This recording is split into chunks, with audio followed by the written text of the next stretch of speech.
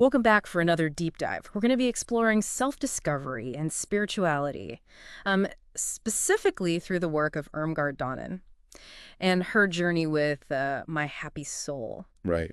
And what's really interesting about this deep dive is that we're not just looking at like a personal journey, but we're also looking at how her experience sort of taps into a universal message, about connection and wholeness. Yeah, that's right. And what makes this, I think, even more interesting is how her journey began. Okay. With kind of an emotional roller coaster back in 2014 that really kind of pushed her out of her comfort zone. Yeah, it's like that catalyst, right? Like sometimes it takes a big shakeup to get us moving towards a greater purpose. Yeah. But what did this actually entail for her, this shakeup? What did it look like? Well, it led to a period of immense growth and self-discovery.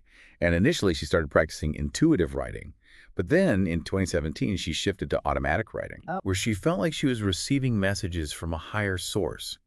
So this really sparked a desire to understand what was happening to her on a deeper level. So she wasn't content with just experiencing these things passively. She wanted to actively explore them. Exactly. She was very proactive in seeking understanding. She delved into various courses and modalities, including a course on family constellations, which really helped her understand the subconscious influence of family dynamics on her life. That's such a powerful concept, though, isn't it? Oh, yeah. How the experiences of our ancestors can impact us on like an emotional and even physical level. It goes beyond just personal growth, doesn't it? Right. It's about like tapping into a deeper, more universal truth. You got it. And through all of this exploration, a key realization emerged for her: the importance of becoming one with herself. She recognized that true happiness and fulfillment come from aligning with our authentic selves. This idea of becoming one with oneself, it's fascinating. But what does it actually look like in practice? Like how did she achieve this alignment? Well, for her, it involved confronting past wounds and fully embracing self-acceptance. Okay. And she uses this powerful image to describe this: cracks in the surface to let the light in. Wow. She realized that true strength comes from acknowledging our vulnerabilities and allowing ourselves to be seen, flaws and all. That's a beautiful analogy. It reminds me of those Japanese kintsugi bowls. Yeah. Where they repair the cracks with gold. It's a perfect comparison. Yeah. By acknowledging those vulnerabilities, we actually become more resilient and open to love and connection. And for Irmgard, this process of self-acceptance, it led to a burst of creative energy. So it wasn't just about inner healing. It actually translated into a tangible outward expression. Yeah. What kind of creative energy are we talking about? It started with channeling inspiring quotes and messages, which she felt were coming from a higher source. Okay. This eventually evolved into writing her own books, all stemming from this newfound sense of wholeness and connection to her true self. Wow. So from cracks to light to creative expression. Yeah. It seems like she really went through a transformational process. Totally. But is she saying that this is something that anyone can do? Yeah. Do we all have this potential for such deep self-discovery and creative outpouring? That's the truly fascinating part.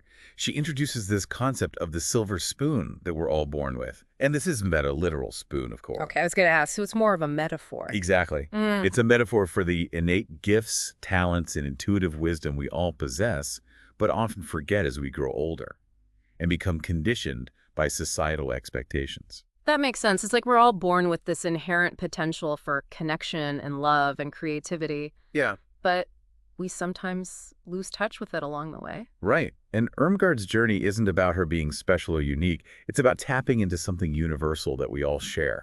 And she suggests that the key to unlocking this potential lies in releasing what she calls the ego. Now, that's a term we hear a lot in self-development circles. What exactly does she mean by the ego in this context? By ego, she's referring to that voice of self-doubt and fear that often holds us back from our true potential. It's that inner critic that tells us we're not good enough, not smart enough, not worthy enough. We all know that voice, right? It can be incredibly limiting. Absolutely. And she emphasizes the importance of releasing those limiting beliefs and instead embracing the guidance of our hearts, that intuitive knowing that leads us towards what truly fulfills us. So it's about tuning into our intuition, trusting our inner guidance, letting go of those fears and doubts that hold us back, like choosing to listen to a different voice within ourselves. Precisely. And what's compelling is how she frames this within her personal journey, making these often abstract spiritual concepts more relatable and accessible. So we've seen how Irmgard went through this initial period of intense growth and self-discovery, which then led to a creative outpouring. But what happened next? Did she just keep churning out content nonstop? That's a great question. It's easy to imagine someone just riding that wave of inspiration, but did she? Actually, there was an interesting shift. At first, she did fully embrace that flow of energy, launching 6 websites and managing 11 different Facebook pages, all under the My Happy Soul umbrella. 6 websites. Yeah. And 11 Facebook pages. That sounds almost overwhelming. It was a lot to handle, even for someone as driven as Irmgard. She eventually realized this approach wasn't sustainable. So what did she do? Did she just abandon everything? No, she made a conscious decision to move from kind of a broad approach to a more focused one. She consolidated her online presence, refined her core message, and decided to channel her energy primarily into writing books. That makes a lot of sense. It's like she went from casting a wide net to focusing on a laser-sharp point. But what prompted that shift? She realized that while sharing every new insight was exciting, it didn't necessarily translate into a cohesive message. She felt a responsibility to synthesize her experiences and offer a more structured path for others seeking similar transformations. That's when she began focusing on writing. This was a natural evolution, moving from a more exploratory phase to one of focused creation. Exactly. And the result of this focused energy is impressive. She's published 21 books so far, each building upon the core principles of My Happy Soul. 21 books. That's incredible. But it also makes me wonder, with all of that accomplished, did she reach a point where she felt like her journey was complete, like she had it all figured out? That's where it gets really insightful. Even with all her success, Irmgard emphasizes that self-discovery is an ongoing process. She's still learning, still evolving, still on her own unique path of growth. That's a refreshing perspective. It's so easy to fall into the trap of thinking there's an end goal to personal growth, some perfect state of enlightenment we need to achieve. But what she's saying is that it's about the journey itself, the continual process of learning and evolving. Precisely. There's no finish line in self-discovery. Mm-hmm. And that brings us to, I think, the most important question. What does Irmgard's journey mean for us? How can we apply these lessons to our own lives? Right. That's the key takeaway. It's inspiring to hear about someone else's transformation, but how do we make it relevant to our own experiences? I think there are several powerful takeaways here. Firstly, the power of self-discovery is undeniable. Irmgard's story shows us that it's possible to uncover incredible depths within ourselves, to tap into hidden potential, and discover our unique purpose. Like, she's saying we all have this inner wisdom waiting to be unearthed. But sometimes we need that push, that catalyst to start digging. Exactly. Secondly, Irmgard's journey highlights the importance of embracing our own unique paths. She didn't follow a conventional route, she forged her own way, trusting her intuition and letting her experiences guide her. It's a good reminder that there's no one-size-fits-all approach to life. We each have our own individual journey to undertake. Absolutely. And finally, there's this universal desire for wholeness that runs through Irmgard's story. This idea of becoming one with ourselves, integrating all aspects of our being. It resonates with that deep human longing for connection, both with ourselves and with something greater. It's that feeling of wanting to come home to ourselves, to feel complete and aligned with our true nature. Exactly.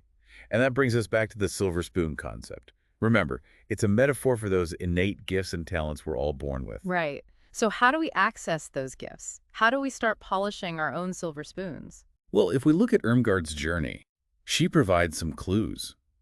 She emphasizes releasing the ego, that voice of self-doubt, and following the guidance of our hearts.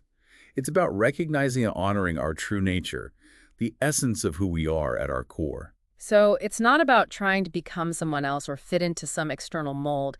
It's about peeling back the layers to rediscover who we already are. It sounds like a journey of both self-discovery and self-acceptance. You nailed it. And Irmgard emphasizes that this is a highly attainable process. And importantly, you are accompanied and guided every step of the way. You're not alone on this journey. That's reassuring to hear. It's easy to feel overwhelmed by the idea of self-discovery, like we have to figure it all out on our own. But knowing that there's support available makes it feel less daunting. Absolutely. And that's the beauty of My Happy Soul. It's not just Irmgard's story, it's a blueprint for anyone seeking wholeness and connection. It's about embracing our unique journeys, uncovering our silver spoon qualities, and realizing that happiness and fulfillment are attainable for each and every one of us. I love that. So it's not just about passively reading her work and admiring her journey. It's about taking inspiration from it and actively applying those principles to our own lives. Exactly. Which leads us to a thought-provoking question for you to consider. What silver spoon qualities do you possess, and how can you start to unleash their potential? That's a great question to ponder. It's an invitation to reflect on our own strengths, passions, and unique gifts and consider how we can share them with the world. Precisely. And if you'd like to explore Irmgard's work further and learn more about her Happify Your Life initiative, you can find all the details on her website. It sounds like an invaluable resource for anyone on a path of self-discovery and spiritual growth. It is. And remember, the journey begins with a single step.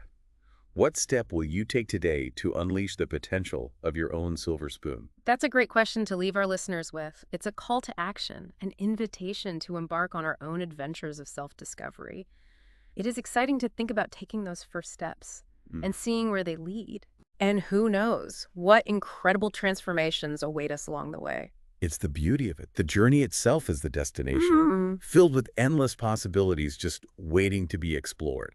This has been such an insightful deep dive. Yeah. As we wrap up our exploration of Irmgard's journey and My Happy Soul, I'm curious, is there one key takeaway that you'd like to leave our listener with today? You know, as we've sort of journeyed through Irmgard's story, I keep coming back to that powerful image she uses, the cracks that let the light in. It is a striking visual for sure. It reminds us that true growth doesn't come from striving for perfection, but from embracing our imperfections and allowing those vulnerabilities to become sources of strength. It's like those kintsugi bowls we were talking about earlier, where the cracks, repaired with gold, become part of the bowl's beauty and unique story. Exactly.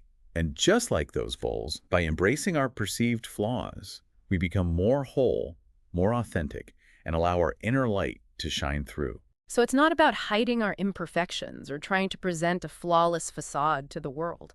It's about integrating them into our wholeness, recognizing that they are part of what makes us unique and valuable. Precisely. And in doing so, we might be surprised by the depth and richness we discover within ourselves.